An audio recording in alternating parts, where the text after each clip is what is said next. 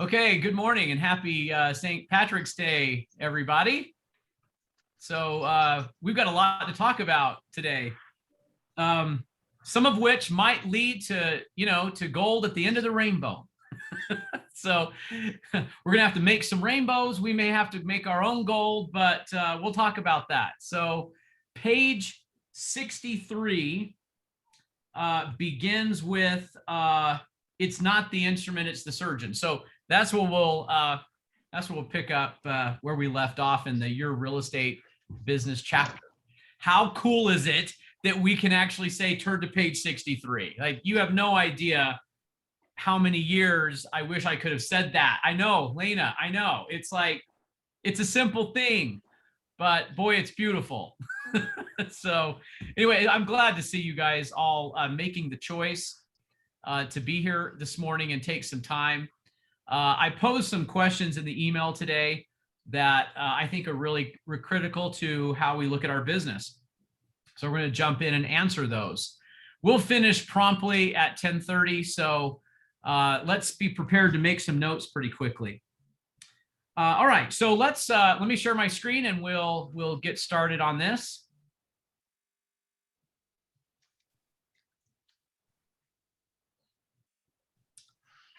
Okay. So have you ever heard someone ask you, or maybe it's an agent, it's a customer, it's a seller, what do you do differently than all the other agents out there? Or some form of that question. Anybody been asked something like that? What do you do differently? Yes, nods, no. Okay. Well, I think that that's an interesting question, but I can't count how many times I've heard that question. Often the answers are a little misguided. So for example, if an agent is going looking for something that no one else has, and they mistakenly associate that with being better. So what I'm trying to pull out here is it's not really that you have something someone else doesn't have. It's more of how you use what you already have. And this is where this principle of it's not the tool, it's the craftsman.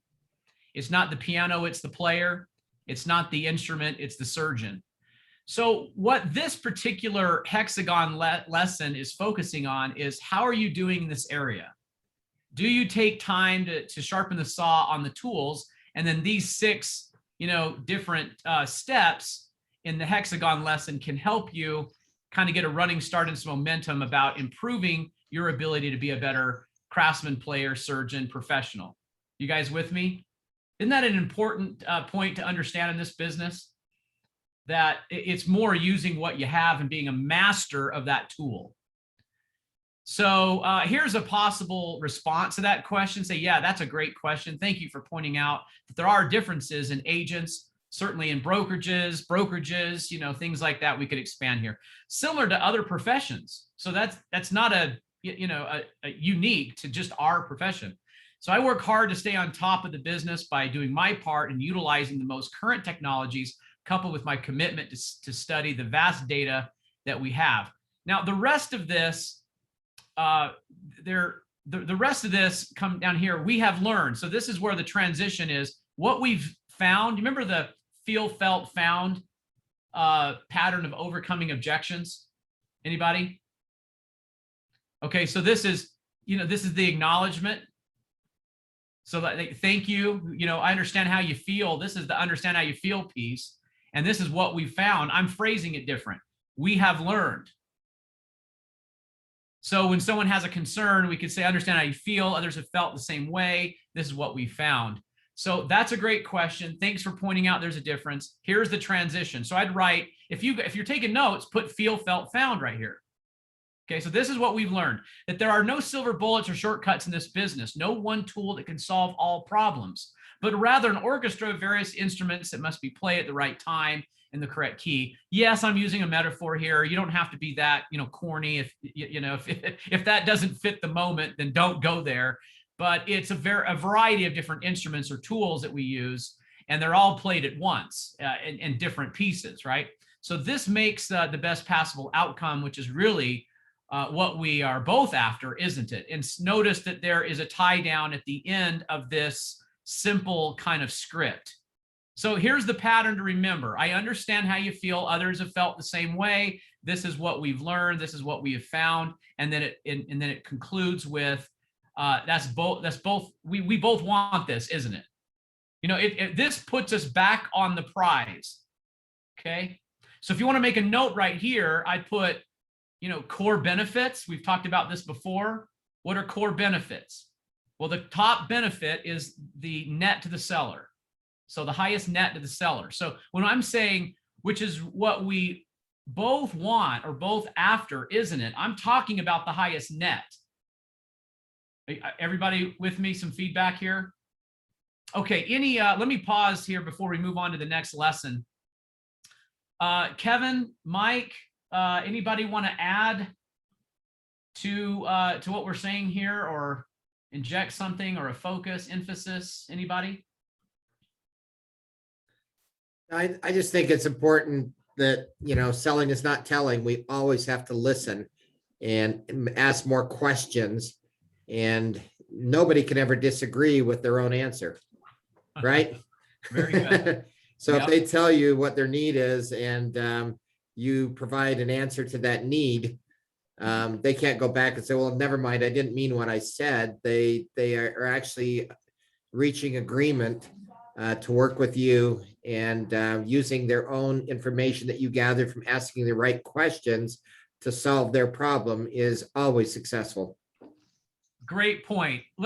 Kevin, thank you so much. Guys, let's add what Kevin's saying right here. See this, which is really what we are both after, isn't it? See what we're after? We already asked the question to discover what that was. So when we, you know, all the reasons why they need our services, we should know very clearly what that is. And then now we're just restating it. To Kevin's point, no one's arguing with that. And you should get a lot of head nods and, you know, affirmations that that's correct. So thanks, Kev. That's perfect. Okay, let's, anyone have anything else they want to add to this, or we move on? I'll add one little tidbit here is that, yeah, sure. As I have personally over the years taught a very, you know, gone over why am I different? And I quiz agents, and I've quizzed a lot of agents what their responses are. I'll tell you that this is pretty clearly the better response. As an industry, it seems like 80% of the responses to the question, why are you the best agent?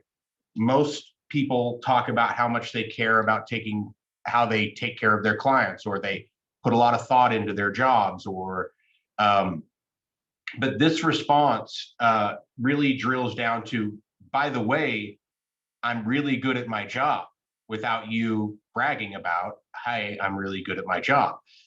This response to me does say something to your confidence. Like, you know, this isn't the easiest thing in the world to do. And oh, by the way, I'm really good at it, and I'm going to help you get through this. This is a, you know, obviously you don't need to do it verbatim, but the idea and the concept of this answer is really good. Perfect, Mike. And you triggered a thought here, and it's kind of what Kara is saying here in the remarks. I'll just stop sharing for just a second. I think it's important that we show people, don't tell them. How many times have you guys heard me say that? Show, don't tell. And when you want to show your proficiency, then you're going to use something to do that. All right. You might take a topic and get into the details, and we're going to hit a couple more lessons here on this that I think will speak to that, like context over content. You know, that knowledge is nice, but wisdom is why it matters. You could talk about data in the market in a deep way and why it matters with wisdom, and they're showing people your proficiency. You know, I'm a big fan of using forms to present. So when I say, you know, that's a great question, why don't we take a look at the addendum that may address this issue? I'm now showing them my proficiency and my high level as a craftsman, as a surgeon, as a professional. You guys see, I'm showing that. So don't skip over the opportunity to show somebody and dig into it. I think a lot of advice I'm giving right now is to slow down and get into the details, because in the details you can illustrate and show your value. Sometimes people do not understand what the problem is. So thanks, Mike. That's perfect. Let's turn to the next page, guys. Page 64.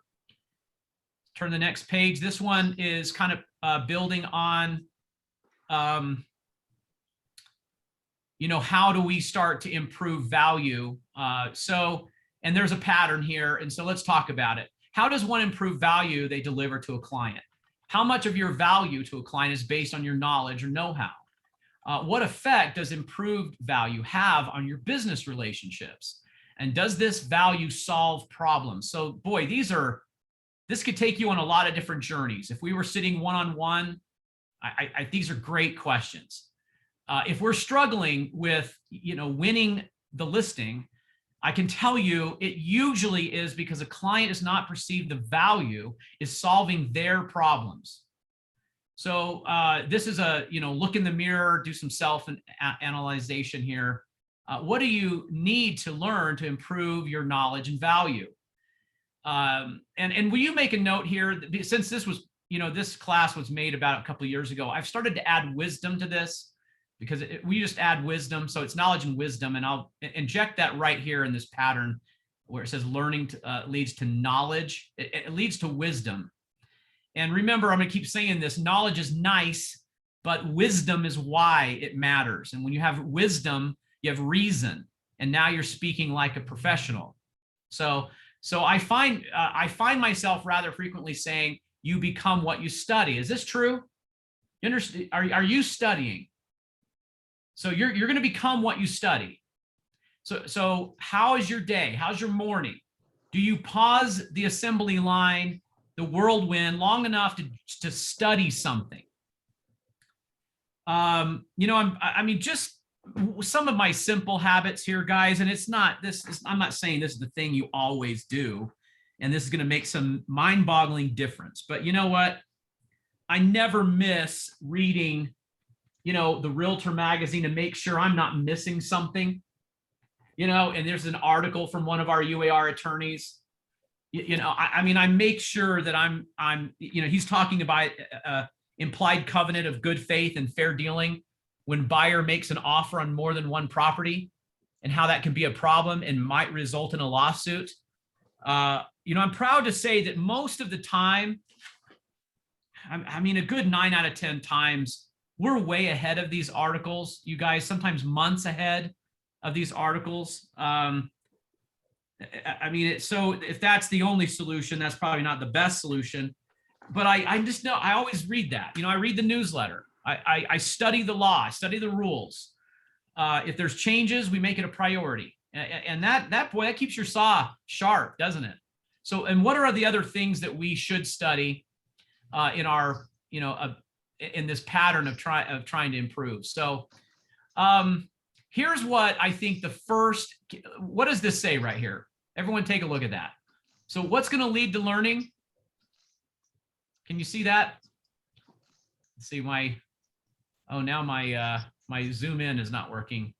That's weird. On Zoom, it won't let me zoom in. But it says humility leads to learning. I think all of us has probably met somebody who already knows it all. Can you teach anyone who has got it all figured out anything? Pretty tough, isn't it? Well, so again, ask yourself if we're staying in this student mode, humility. Can I learn to be better? And that is the first step. Then it leads to knowledge. Knowledge leads to value, and value attracts customers, and then customers are a sustainable business. And that's such a great pattern to remember.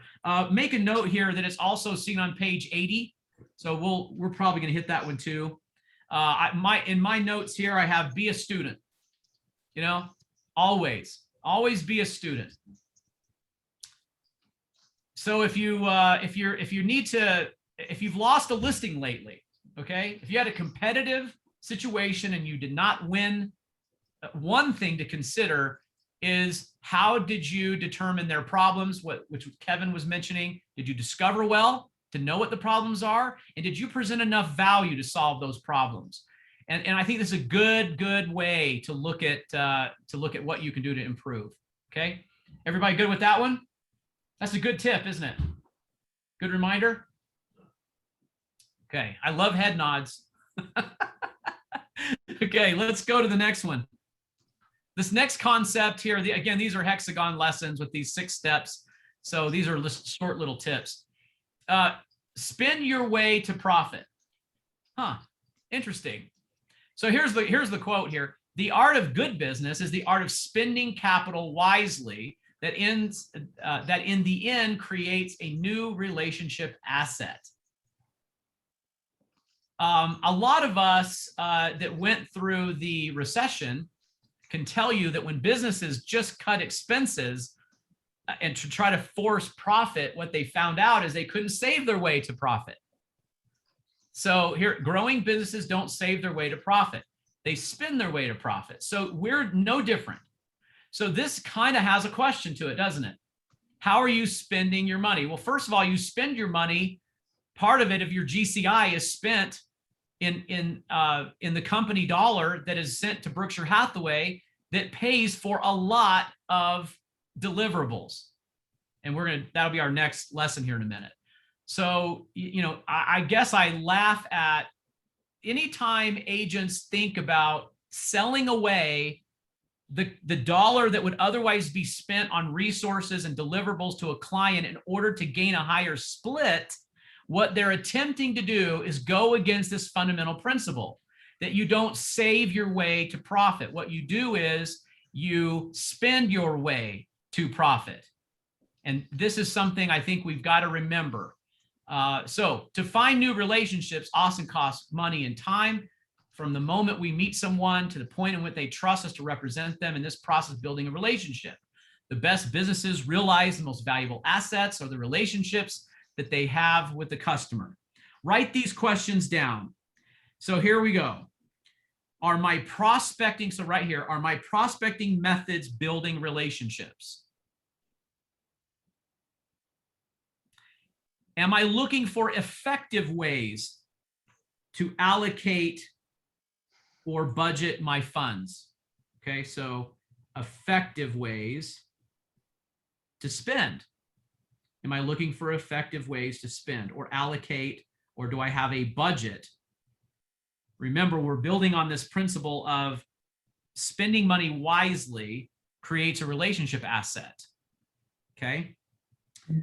Jill Stringham and I were talking a couple nights ago, and she says to me, like, years ago, I just stopped thinking about, like what, things cost per se, instead of like, what do I want to do and what builds a relationship and how do I help somebody? And, that's a great way to look at it. It's also interesting that when businesses go to start, what do they often need to do in the beginning? They need to raise capital. So see, even in the beginning, in an infant stage of a business, this principle is very, very obvious. We have to spend money. We've got to spend it wisely. Okay. All right. Any comments on that one? We good? Mike? No? Solid. Okay. All right. Okay. So that's like hitting a corner 3. Okay. All right.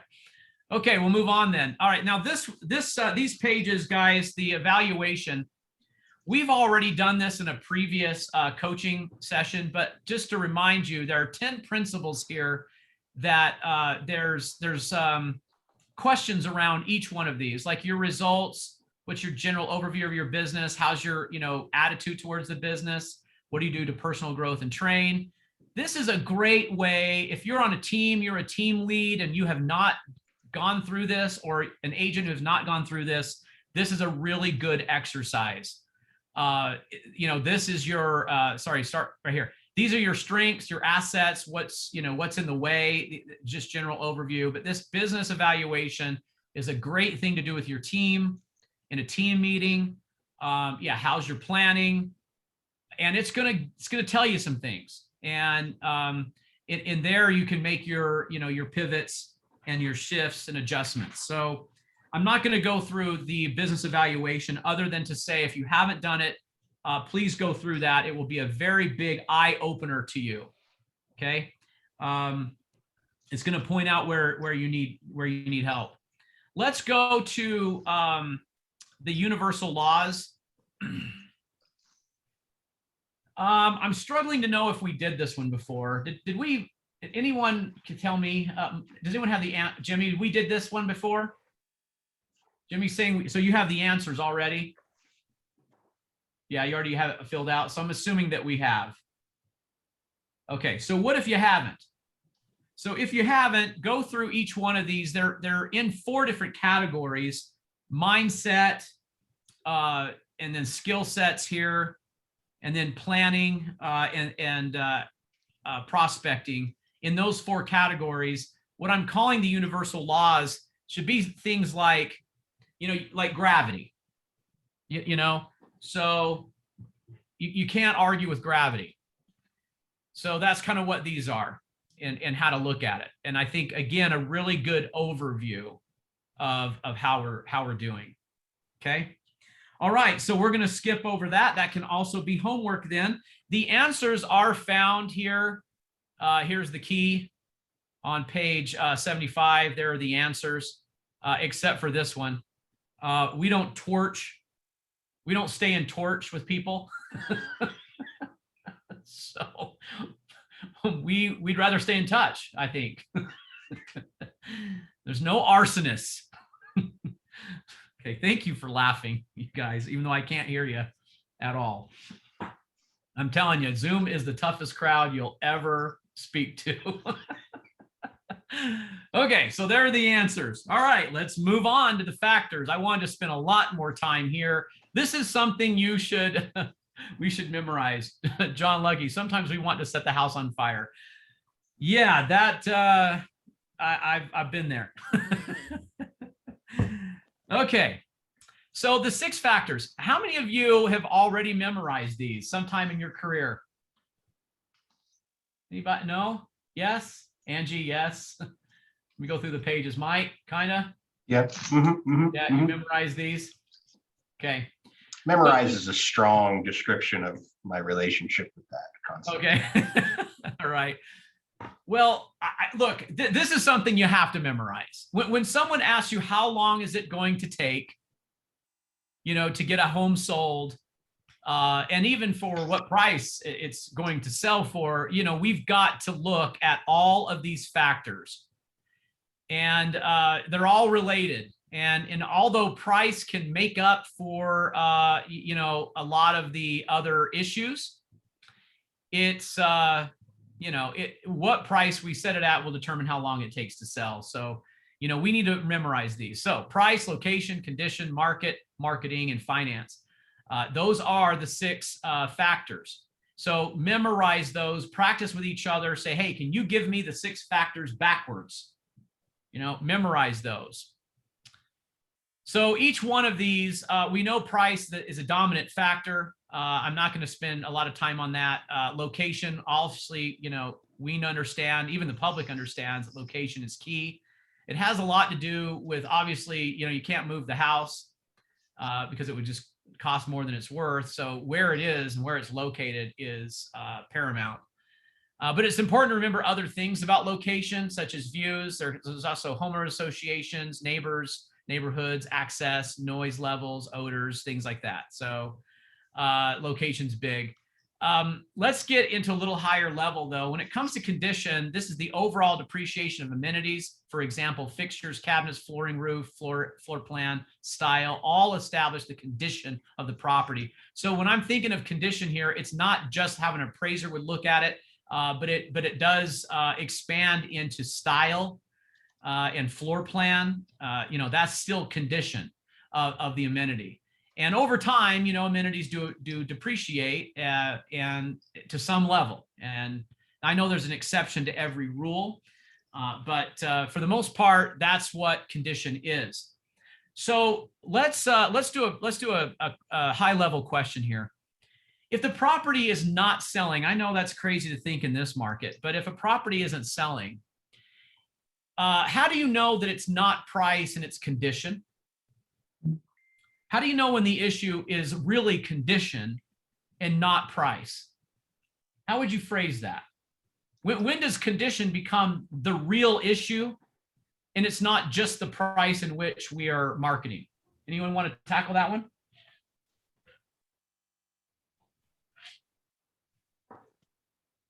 Okay, silence. This is a tough one. This is a tough one. How do you know the issue's really condition? And we might cover it up with price, right? We might lower the price to make up for condition, but how do we know that that's really the issue? Okay, hitting the chat here. Getting offers, buyers canceling due diligence. Okay, feedback from showings, no offers. Age of home, showings, no offers. Okay, Ron has got it because he's heard me say this. Right, Ron? Yep. Okay. If the cost of improvement, okay, is less than the impact on the price. So here on the price adjust. So here's the thing. If you have to lower the price more than the cost to improve the condition, then you know you have a condition issue. Do you see what I mean? Because it would be cheaper to just fix the thing. That's when it's really conditioned because price has to overcompensate for the condition. So as long as we go in that with some wisdom, like the truth is it's a condition issue. We sometimes and most often use price to fix the condition issue. So we lower the price of the home, but the reality is we're covering up this factor and fixing the condition issue. So let me say that again, okay? When the cost to improve or fix the condition is less than what we would have to do to price in order for it to sell, then we know we have a condition issue, okay? I could flip that around.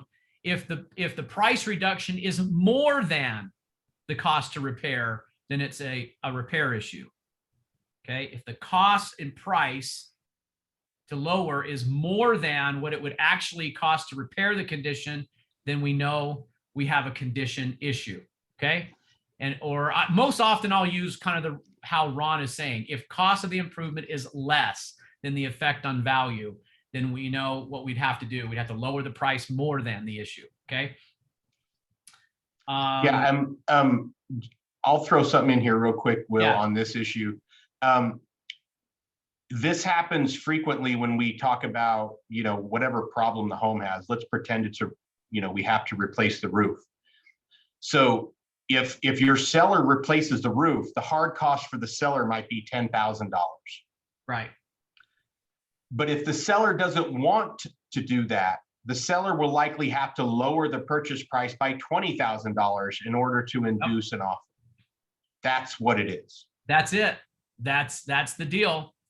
And it doesn't matter what the issue is. Yep, that's it, Mike. Thank you. So at least now we can go to them and say, hey, let's be real. I mean, it's your decision, but if we replace this roof, I think it's going to solve our problem. We won't have to reduce the price 20 grand and overcompensate for it. And Kevin, there's a tip there from Kevin. Go to marketing resource, type in remodeling. There are marketing pieces on remodel, stay analysis. So yeah, that was answer to Cindy's question. If there's any marketing pieces to help educate clients on the things that actually add value. The two biggest items in quickly changing the condition oftentimes has to do with overall impressions. It's the front door, the smell of the property, which is always trapped in the carpet. So carpet and paint are the two cheapest, yet the highest return on investments of any of the things people can do to overcome those items. Perfect. All right, good tips, guys. Then you go to bathrooms and kitchens. Yeah. Those are the big ticket items. Yeah. Yep. Yeah, and I know I've done two in my life. Yeah. Okay. All right. So next factor is market. And oh my gosh, COVID has retaught us how important this factor is. It's screaming very loudly that market is a massive factor, like a tsunami. It is huge. So this has to do with positive net immigration, the overall job market, the supply demand on listings, the overall local and national economy. This is the market. And we have dug so deep into, I mean, what, 2 weeks ago, I showed job market numbers, just, you know, and how we're doing compared to other states. We have a net positive immigration. Last I looked, someone want to correct me if I'm wrong on this, but I think it's over 50,000 into the state. Does that sound right? It's on the governor's report. I think it was 50,000 net positive immigration into the state. Right now, we certainly we're talking about our supply and demand. We know what our listing inventory is. We should be able to speak in great detail about the market. I think the public expects that from you. So be an expert on the market. It's a huge factor, isn't it? Look at what it's doing and how it's driving prices and appreciation. It's massive influence on prices right now. I was talking to a builder yesterday in a walkthrough about the cost of lumber, and I forget the name of the what's the sheets that they put on the flooring, the plywood. What it's OSB. What is it, Mike? I think you're referring to OSB. Okay. Yeah, some acronym that stands for the process of blending the wood together to create the plank. I guess everyone's not. So anyway, he was saying that it's almost tripled in price in the last 9 months. That's crazy. Yeah, everyone's nodding their head. So just nuts what's going on with the cost of construction, which is driving appreciation also. So yeah, all the wood is up. Let's see, what's Jimmy saying? Wood is up $3 time from building. Yeah. That can add an enormous amount of money to the overall sales price. Yeah. And Kara we were talking about the availability of building supplies. So the demand is really high and the supply is not there. So appreciation happens on building supplies too.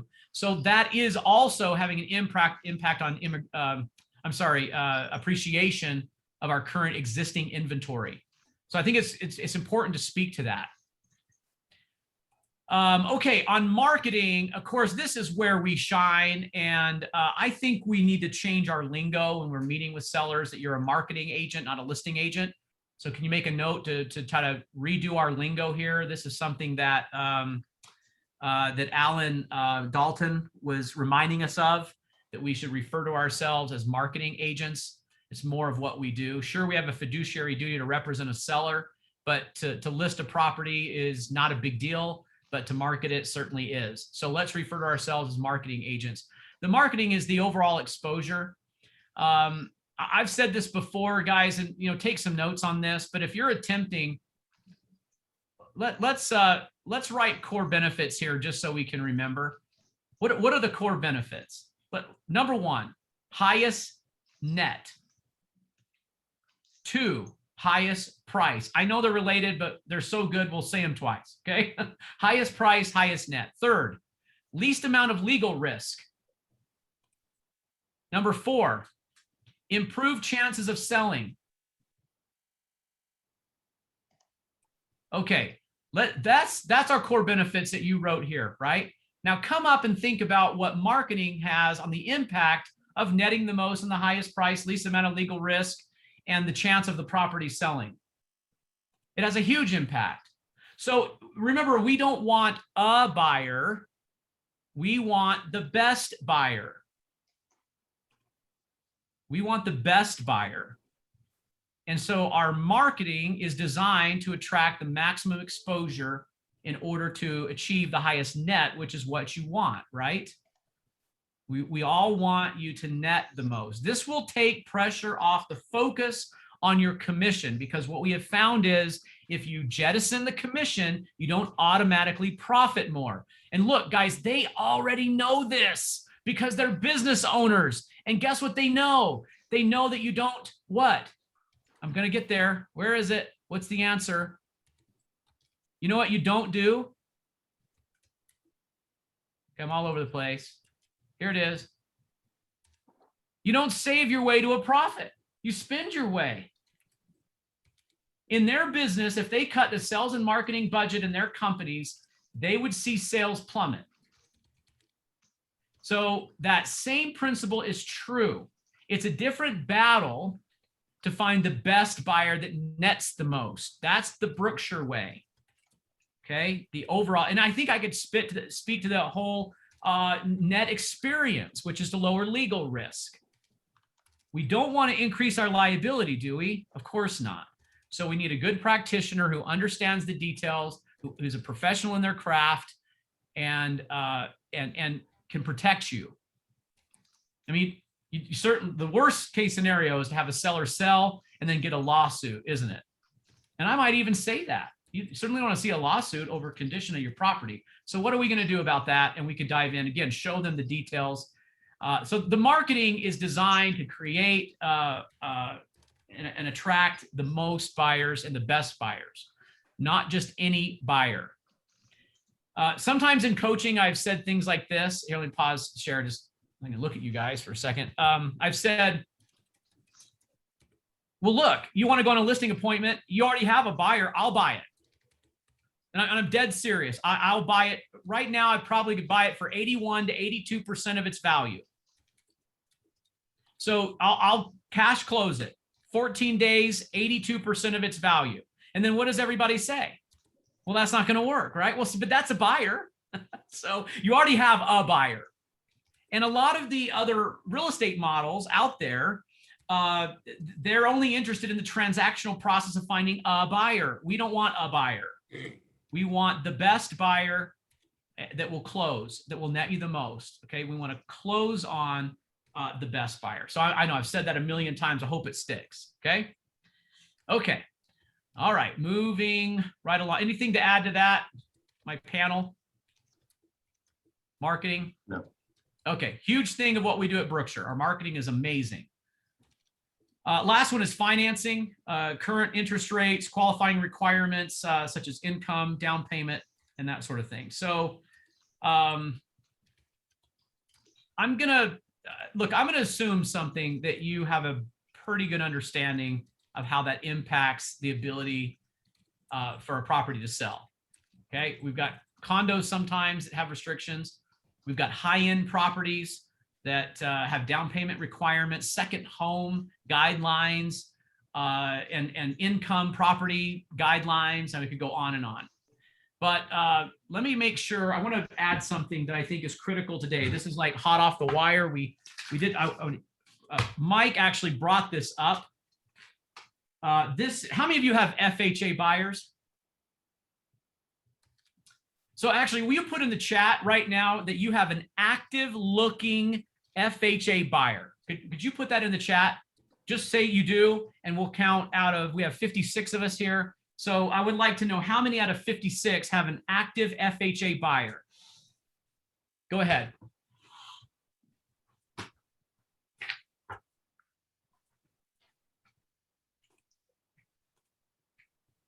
How many is that? Looks like 6, Will. That's 7. Okay. Not a lot, but some. All right. So I think Craig brought this up pretty well a couple of weeks ago, where the FHA buyers, when they submit offers, are just put in a pile and basically forgotten, right? Because they're 9 declined offers. Okay. And the reason for that is because we are required to have the FHA VA addendum when it's an FHA loan. And what's in there is damaging the buyer's chances of getting to have the seller accept their offer. Okay. So in other words, other buyers are having non-refundable earnest money, or they'll pay cash above appraisal, and this addendum language doesn't allow for that. So if you haven't heard this already, we went on a journey to discover whether or not an FHA buyer language that's found here is law. If it's law, you can't contract around it because it wouldn't be enforceable. Well, we discovered that it isn't law. So if a subsequent addendum following the FHA addendum changes or modifies the language in the FHA addendum, that's okay to do. That's okay to contract. But warning, so far, So far, I've counted 3 or 4 FHA buyers who've had their offers accepted when modifying the language. And yesterday, for the first time, I had a lender reject the offer, like reject what the deal was, meaning that the loan would not fit what the parties agreed to. So here we are talking about a factor, and one of the factors is financing. And we have got to stay on, the cutting edge and up on the news and the latest when it comes to requirements for financing. Our FHA buyers need some serious counsel. You've heard me plead with everyone, please have your buyer consultation meetings. Don't just meet people at the property and hope it goes well. Schedule a time to have a discussion about purchasing a property. It's more needed now than ever, ever, ever before. And if they do fall in the FHA category, we need to educate them on what their options are. And we keep talking about these legal assets, these addendums that can be used, non-refundable or release earnest money, pay over appraisal, escalation clauses. My goodness, it goes on and on, but they should know what that means and what they're up against. The craziness continues. I know I'm not the only one to tell you this, but Chad Carter and I were working on an offer, and he texts me. He says, well, we're going to go 85,000 over list. We're going to go 25,000 over appraisal in cash. He didn't get it. The list price was $675. The winning bid was $785. So you don't think the 6 factors are at play here? They're at play. So any comments on any of that? It's heavy. Okay, I'm going to move on then because I want to cover the rest of this. This is important. All right. I took a snapshot. So what page are we on here? 78? 78. Yeah, okay, 78. So I took a snapshot. What this is I'm just going to say a board of realtors. And this has to do with the number of licensees that have 0 sides closed, 1, 2, 3, and so on and so on and so on. So it's the percentage of licensees in the board that have had transactions. Draw a line after the 6 to 10, okay, right here. Let's just draw a line and come straight up, and we'll categorize these. In my view, now look, except for Park City, okay, I probably move it over here, maybe in Park City. I could probably move that line over here on the other side. But these are hobby agents. There's 0 transactions, 1 or 2, clearly hobby agents, 3 transactions a year, probably hobby agents. The rest of this group up to draw a line between the 30 and 31. So right here.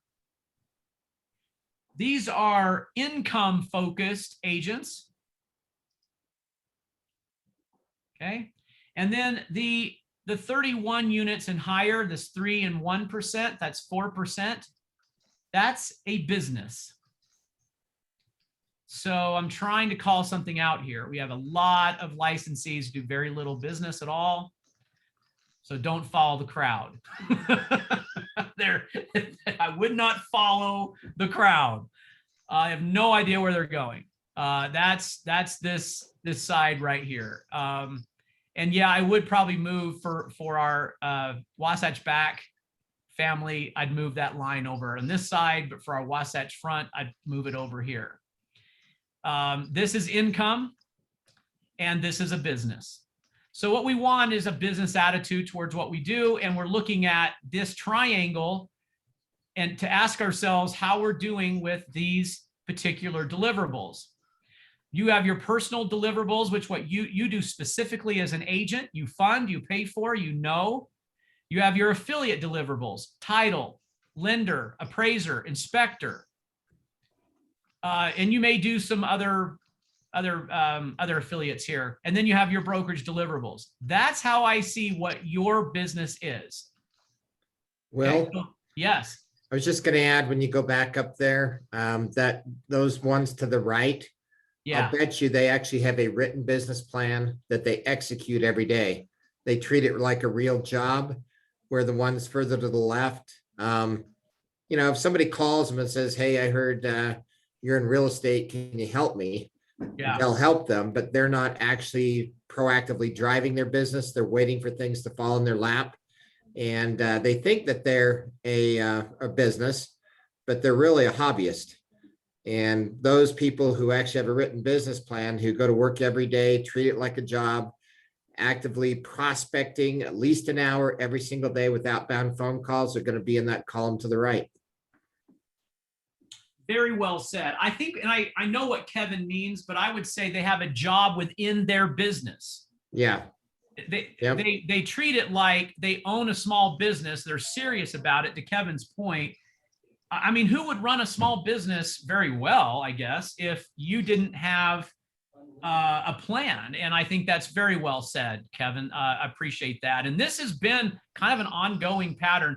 John Lucky says, the 80-20 rule. But if I went 80-20, John, I'd be 1, 4, right? 7, 11. So I'd have to draw that line here for the 80-20 rule. Look at what the 1 and 3% are doing compared to that 4. They're doing twice the business. Although I think we could draw a line to John's point that 20% of the agents are doing 80% of the business. That Pareto effect is very true in so many things. It seems to be kind of more like an 85-15. Or even a 10-90. There's a lot of business going on here. And there's leverage happening in this group too, guys. There's not just one agent. I think the one agent is right here. You can't do much over about 20 deals by yourself.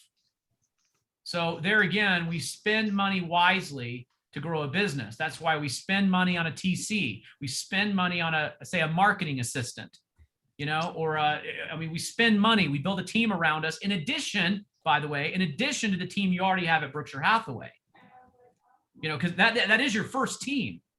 You have a CTO, right, Joe? You've got your own CTO, you got your own tech person, you have a marketing person, you have a social media deliverables person, you have admin. So you have a team, and then we add to it past that. So, okay. All right. Personal, brokerage, and affiliate deliverables. Let's fill in these blanks. Collectively, these are what solves your client's blank. So collectively, all of these solve your client's what?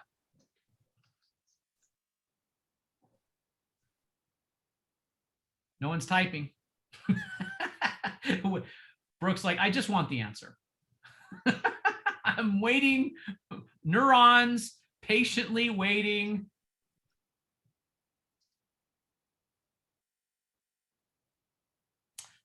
Best answer is problems. So, and Kevin said, ask good questions. You can't find out what the problems are unless you ask good questions. So collectively, this is what solve the client's problems. What they see blank in, that's value. So problems, value. And what you ultimately blank, deliver. So we got problems, value, deliver. Write that in. The reason they are willing to pay the commission rate they do is because of what they are given from these 3 areas. Your job is to make sure that you get the most out of each of these departments, right? So how are you doing with your personal deliverables, your affiliate deliverables, your brokerage? This has been said different ways, gather your team. This is your team. I've heard it coached that way before. I kind of like to recognize and have a lot of gratitude for our affiliates. I think they're underappreciated many times. I suppose I could be, a little self-serving here and say, are we grateful for our brokerage deliverables? I mean, Do we express that? Are we thankful for our team around us in our company? Do we show that? Do we use them? Do we are we you know? Yes. I mean, all of this makes up what we do. Okay. Okay. How are we doing on time? About 5 more minutes. Okay. So let's take a look, you know, at how you're doing in each one of these, and I think that's the challenge here. Take a closer look at your deliverables. Okay, this particular page is going to focus more on our education and experience. So here's that keyword again. This encompasses all aspects of the deliverables that the agent personally brings to the client. So there's our blank there. And then the next blank is solutions. Professional agent may recommend many different solutions from any of the categories below. So I'm now kind of, you know, look, if we come back here, we're kind of getting a running start on these factors. We're saying this is what the factors are in marketing a property and how well it performs. And these are the factors that relate to your business. Number 1, market awareness, right? Massive. So are you studying the market enough to be an expert in your area? Can you tell me things like what's the supply versus the demand? Can you tell me days on market? Can you tell me percentage of list price? Can you tell me percentage of solds and can you speak to that? Can you break it into categories and say things like over 1 million, it's a different market, or 3 million, it's over a different market, 8 million, or what's the condo market like? What's the ski in, ski out market like? Okay, what's the market like in Old Town? Or what's the market like in 15th and 15th and Sugar House? I mean, can you talk to me with some simplicity and also complexity in market awareness? If not, this all really just comes down to study. And this is going to help us answer the question, how much is my property worth and how much should we offer? I mean, that's from the buyer's point. This is from the seller's point. Very basic things, but look, we don't just check the box here. You know, we should have a very great understanding, specific understanding, big picture of the market. The marketing, which also impacts what we do, obviously. This is so much of what we deliver, and the expense of being a marketing agent is obviously there. My personal favorite, I know, no surprise, the transactional agreements and document disclosures, huge, huge, huge in my world. From what I see, I've said this before, if I were forced to only take marketing or transactional documents, first I'd argue with it for a while because they're both so important. But I'd have to admit, if I could only take either my forms book or my marketing samples, I'd still take I wouldn't take my marketing. I'd take my forms. You know, but I know that's a hard decision. But I'm just trying to tell you, I think this is huge. Good thing Jamie's not on this call. I know. I won't say a word. Okay, Joe, you don't say it either. But, and I would expect Jamie to say marketing is paramount over all, and I wouldn't even disagree with that from her perspective at all. I do think we do a pretty good job here. I do think there's room for improvement in the transactional processes. That's kind of maybe what I'm saying, is I think you guys are missing it. If you're not teaching from the forms to answer the questions, you're missing an opportunity to show the complexities and your value. Because look, they don't understand how complicated it is. So, you know, show them the surgery, you know? Okay. Next one is technologies. Look, this is back to that. Is it the tool or is it the craftsman? You know, is it the agent or the technology? So everyone's got access to technologies. It's whether or not you're going to use them or not. So we've got Real Scout right now, which is, look, we're trying to get usage on this, understand it, know it, and the reason. Moxie should be like a habit right now. Dot Loop should be a habit. What am I missing, Joe? Another technology. Moxie, Dot Loop, Real Scout. Am I missing anything? The Marketing Resource Center, you know, the Learn Center up there on Resource Center is amazing. We're gonna hear a lot about Sage and the CRM functions coming forward. Your mobile app obviously is another one to play with. But essentially the toolbox is full, right? You just want to focus in on what it is that you're trying to increase. referencing Kevin's comments earlier, you can't put 2 posts on Facebook and then complain that nobody's calling you, right? There's an entire strategy here around, identifying yourself as a digital presence online, making sure that all your profiles from, Facebook and Instagram and any place that you happen to be represent you the way you want to be represented. Because when people search for you online, that's what they're going to find. They're going to find your digital business card, if you will. So making sure those are all clean and ready to go. But again, the toolbox is so full. My 2 cents would be, you probably don't want to be a pro in everything in the toolbox, right? You want to be a pro on those things that are super helpful to how you run your business, and then from there, you just keep adding and adding and adding until you feel like you have a really good collection of the tools and the platforms that you really, really want to excel at. Very well said. Because technologies can go on and on and on forever. It will never end. Yeah. So we've got some that we try to highlight that we need, inside the brokerage that we're really pushing on. I'm going to wrap this up, guys. Let's look at that last page on 80. And I'm not going to share the screen on this one, but it's coming back to taking the time to study, always being a student. And I'll tell you what I've done in my life, guys. I get overwhelmed just like you guys. My plate's often very, very full. And so what I'll do when I know there's something important for me, and even if it only takes 5 minutes or 10 minutes, I just go to my calendar in my phone and I just plan the thing. Because today that's all I have time for, is to plan when I'm going to study, say, Real Scout or Moxie or Better Be, a dot loop, whatever the technology is. I don't have time to deal with that today. The mistake is we don't have time, so we never get to it. So what I'm saying, put it on the calendar and you'll be fine. That's all you got to do. And Joe, you and I talked about this before, kind of like a discipline that you get into. Even on a personal level, like I had one of my daughters had a bad week last week. And I thought to myself, you know what? I'm just going to reach out to her every morning. So what did I do to make sure I didn't forget to do that? I set a reoccurring every morning, 8:30. I'm just going to send her a text message, remind her I love her, I'm proud of her, and she's amazing. And I just, but I didn't want to forget it. All right. So I just put it in my calendar. I think the calendar is the simplest and easiest thing you can do to kind of get some control over the chaos. And by the way, you can't go with just a calendar, right? If you can't input things to follow up on your calendar and actually follow up when those items appear, there's no technology platform in the world that will help you, because that's the absolute basic minimum of input and execution that you need to run a business. So if you got a follow up you schedule for 3 months, and when that pops up on your calendar and you're too busy doing something else to do the follow up, there's no platform or technology that's going to do that for you. Yeah, very well said. To Kara's point too, you can also calendar a nap.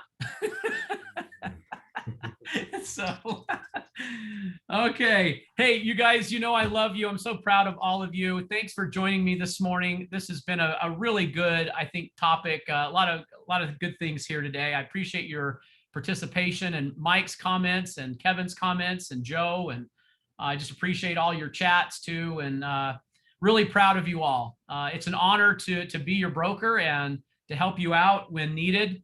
I'm always thrilled to take your phone calls. Some of you will kind of say, hey, I'm sorry to bother you. Trust me, you're never bothering me. I really do enjoy the deal doctoring. I know Kevin does too, and Mike and Craig, and we all enjoy that piece of the business. So we wish you the best. You're doing amazing. Remember, your clients are lucky to have you. Okay. All right, we'll sign off. I'll stay around if you want to chat for a minute.